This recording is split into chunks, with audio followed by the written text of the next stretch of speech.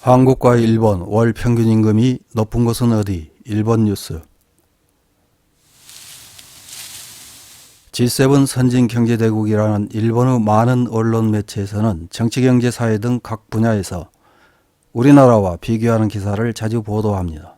물론 우리나라에도 이런 비교 기사를 습관적으로 보도하는 매체가 있기는 하지만 일본처럼 많은 편은 아닙니다. 리모라는 매체에서 일본 총무성 통계국의 세계의 통계 2023을 인용해 보도한 기사 2개를 확인해 보겠습니다. 12월 16일 보도한 일본인의 약 절반이 알고 있는 일본과 한국 월 평균 임금이 높은 것은 어느 쪽? 응답에 무심코 납득이라는 제목의 기사에서는 한일 양국의 평균 임금과 관련된 비교를 했습니다. GDP 세계 3위인 일본과 한국 어느 쪽의 평균 임금이 높은지 앙케이트한 결과 일본인의 약 절반이 모른다는 사실이 판명됐다고 합니다. 리모 편집부가 일본 전국 10대에서 60대 남녀 270명을 대상으로 일본과 한국 월 평균 임금이 높은 곳은 어느 국가인지에 대한 앙케이트를 했는데 전체 50.4%가 일본, 49.6%가 한국이라고 응답한 것입니다. 실제 일본과 한국의 월 평균 임금을 비교해 보면 일본의 남녀 계 월 평균 임금은 전 산업에서 2,801달러, 제조업 2,687달러, 건설업 3,036달러, 교육 3,407달러입니다. 한국은 전 산업에서 3,373달러, 제조업 3,549달러, 건설업 3,485달러, 교육 3,256달러입니다. 전 산업의 평균은 한국이 일본보다 572달러 높습니다. 일본 엔으로 환산하면 한국의 월 평균 임금이 일본보다 약 8만엔 높은 셈입니다. 다음에 일본과 한국의 노동시간을 비교해 보면 일본의 주당실 노동시간은 전산업 평균 37시간이며 제조업 39시간, 건설업 41시간입니다. 한국은 전산업 평균 39시간이며 제조업 42시간, 건설업 38시간입니다. 따라서 전산업 평균으로 한국이 일본보다 주 2시간 더 일한다는 것을 알 수 있습니다.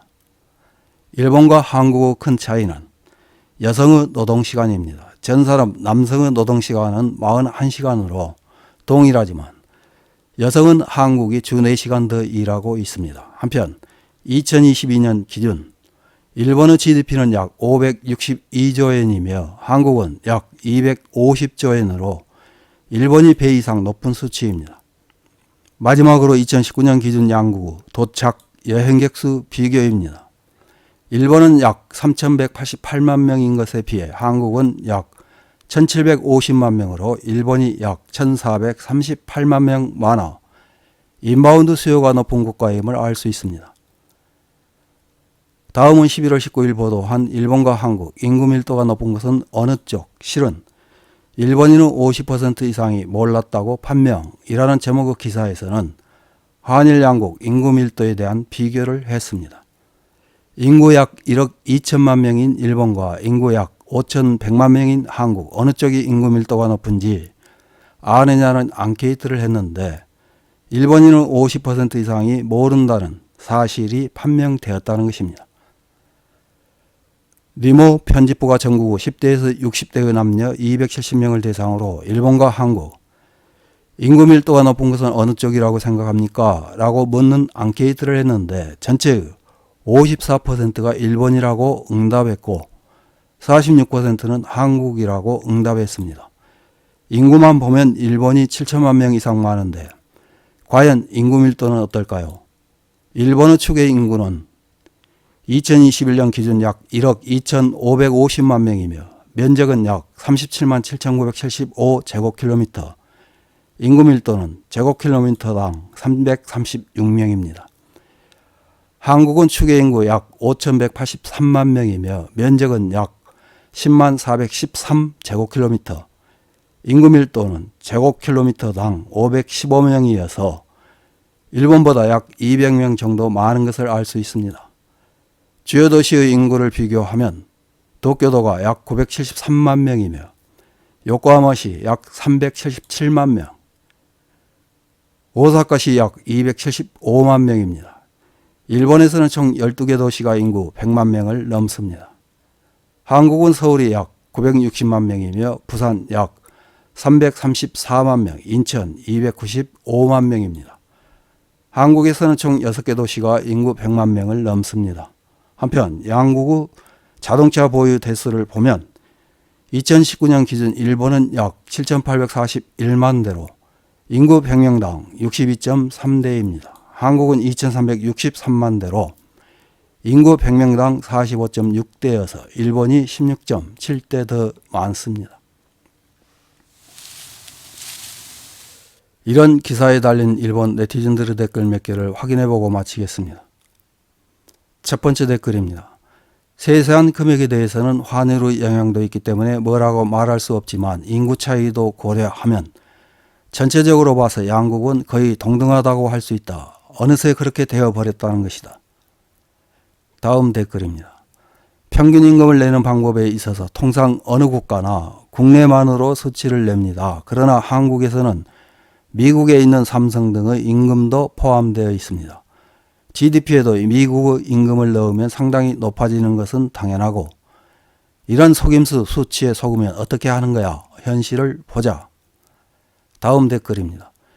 임금에 관해서는 자체하고 1인당 GDP에서 일본 34,000달러로 32,000달러인 한국에 거의 따라잡히고 있습니다. 어쨌든 한일 간 차이는 줄어들고 있습니다.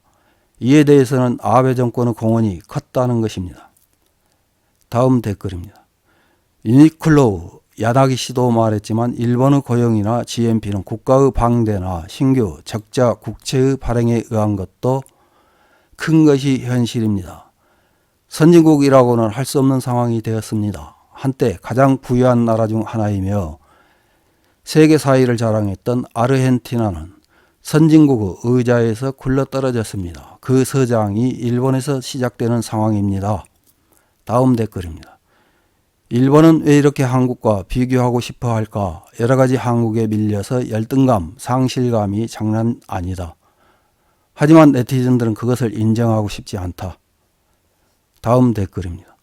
일본의 시급 1000엔이나 1200엔은 20년 전부터 전혀 변하지 않았다. 종업원, 비정규직 제도가 시작되면서 급여가 전혀 오르지 않은 채 레이와 시대가 되었다. 그래서 선진국 중에서도 일본이 급여 수준이 가장 낮다. 대기업을 우선한 결과라고 생각한다. 이상입니다.